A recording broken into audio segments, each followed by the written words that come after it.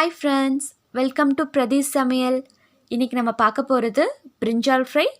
வாங்க எப்படி செய்கிறதுன்னு பார்க்கலாம். பிரிஞ்சால் ஃப்ரைக்கு தேவையான பொருட்கள்: கத்திரிக்காய். நான் ஒரு 5 கத்திரிக்காய் எடுத்திருக்கேன். நீங்கள் இந்த கத்திரிக்காய் தான் எடுக்கணும் அப்படிங்கிறது கிடையாது, எது வேணாலும் எடுத்துக்கலாம். அதுக்கப்புறம் 6 டீஸ்பூன் அளவுக்கு அரிசி மாவு, 4 டீஸ்பூன் கார்ன்ஃப்ளவர் மாவு, 2 டீஸ்பூன் மைதா மாவு, 1 கப் அளவுக்கு பிரெட் க்ரம்ஸ். பிரெட் க்ரம்ஸ் எப்படி ரெடி பண்ணோம் அப்படின்னா, இந்த மாதிரி ஒரு பிரெட் ஸ்லைஸில் சைடில் இருக்க ப்ரௌன் கலர் லேயரை மட்டும் கட் பண்ணிவிட்டு மிக்சியில் போட்டு பவுடர் பண்ணி எடுத்துக்கணும். நான் ஒரு 5 ஸ்லைஸ் பிரெட் எடுத்து மிக்சியில் போட்டு அடித்து எடுத்திருக்கேன்.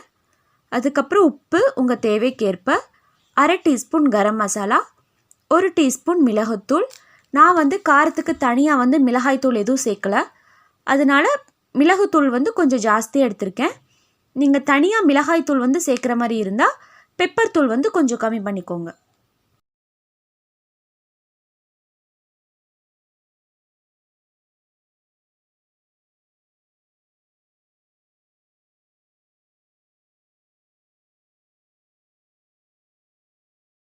இப்போது ஒரு மிக்சிங் பவுலில் நம்ம எடுத்து வச்சுருக்க மாவு எல்லாத்தையுமே கலந்துக்கலாம். ஃபஸ்ட்டு அரிசி மாவு, அதுக்கப்புறம் கார்ன்ஃப்ளவர் மாவு, அப்புறம் மைதா மாவு. இது கூட கொஞ்சமாக உப்பு. நான் ஒரு 1/2 டீஸ்பூன் அளவுக்கு உப்பு சேர்க்குறேன்.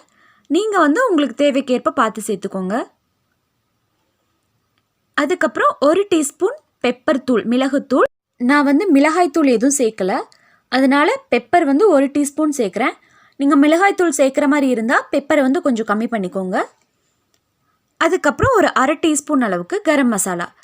எல்லாத்தையுமே சேர்த்துட்டு தண்ணி சேர்க்காமல் ஃபஸ்ட்டு நல்லா மிக்ஸ் பண்ணி விட்டுக்கலாம். உப்பெல்லாம் நல்லா கலந்ததுக்கப்புறம் கொஞ்சம் கொஞ்சமாக தண்ணி சேர்த்து மாவு நல்லா பேஸ்ட்டு மாதிரி பண்ணி எடுத்துக்கலாம். ஃபஸ்ட்டே நிறையா தண்ணி சேர்த்துறாதீங்க, கொஞ்சம் கொஞ்சமாக தண்ணி சேர்த்து மிக்ஸ் பண்ணி விட்டுக்கலாம். இந்த அளவுக்கு ரெடி பண்ணி எடுத்துக்கோங்க. மாவு ரொம்ப தண்ணியாக போயிடக்கூடாது. அப்படி இருந்துச்சுன்னா கத்திரிக்காயில் அவ்வளோ ஒட்டாது. நம்ம பஜ்ஜி மாவுக்கு ரெடி பண்ணுவோம்ல, அந்த அளவுக்கு ரெடி பண்ணி எடுத்துக்கோங்க. இப்போது கத்திரிக்காயை இந்த அளவுக்கு கட் பண்ணி எடுத்துக்கலாம். இந்த மாதிரி ரொம்ப மெல்லிசாகவும் இருக்கக்கூடாது, அதே மாதிரி ரொம்ப மொந்தமாகவும் இருக்கக்கூடாது. ரொம்ப மொந்தமாக இருந்துச்சுன்னா வேகிறதுக்கு ரொம்ப லேட் ஆகும். அதனால் இந்த அளவுக்கு கட் பண்ணிக்கோங்க. கட் பண்ணிவிட்டு இதை அந்த மாவுக்குள்ளே போட்டுடலாம். ஒரு 2-3 கத்திரிக்காய் மாவுக்குள்ளே போட்டுடலாம். டிப் பண்ணிவிட்டு அதை அப்படியே ஒரு ஸ்பூனில் எடுத்து நம்ம பக்கத்தில் பிரெட் க்ரம்ஸ் வச்சுருக்கோம்ல, அதில் போட்டு நல்லா பரட்டி எடுத்துக்கலாம். இப்போது பிரெட் க்ரம்ஸ் நல்லா 2 சைடும் நல்லா ஒட்டியிருக்கு. இதை அப்படியே எண்ணெயில் போட்டு பொரிச்சு எடுக்கலாம். அவ்வளோதான். எண்ணெய் காயட்டும்.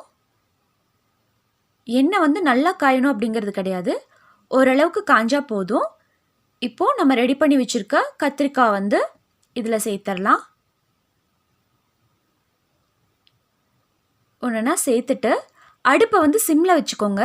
ஏன்னா நம்ம பிரெட் க்ரம்ஸ் சேர்க்குறனால சீக்கிரமாக கருகிரும். ஆனால் உள்ளே இருக்கிற கத்திரிக்காய் வேக லேட் ஆகும்.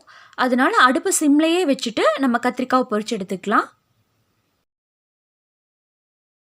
எண்ணெயில் போட்ட உடனே திருப்பி விட்டுறாதீங்க, ஒரு 2 நிமிஷம் ஆகட்டும், அதுக்கப்புறம் திருப்பி விட்டுக்கலாம்.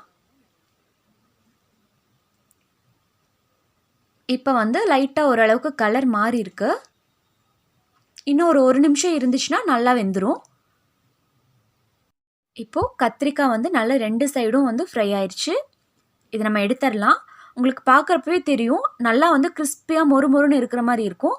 அந்த டைமில் எடுங்க, கரெக்டாக இருக்கும். ரொம்ப ரொம்ப சூப்பரான ஒரு பிரிஞ்சால் ஃப்ரை ரெடி ஆயிடுச்சு. இதோட டேஸ்ட் ரொம்ப நல்லாயிருக்கும்.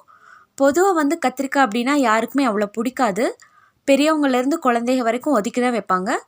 பட் நீங்கள் இந்த மாதிரி ட்ரை பண்ணி கொடுத்தீங்கன்னா அது டேஸ்ட் ரொம்ப நல்லாயிருக்கும்.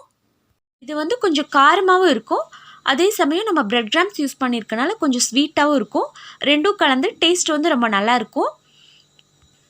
இது நீங்கள் செய்யறப்பே கொஞ்சம் அதிகமாக செஞ்சு ஒரு ஏர்டைட் பாக்ஸில் போட்டு ஸ்டோர் பண்ணி வச்சிட்டிங்க அப்படின்னா நம்ம ரச சாதம், சாம்பார் சாதம் அது கூட சைடிஷாக யூஸ் பண்ணிக்கலாம்.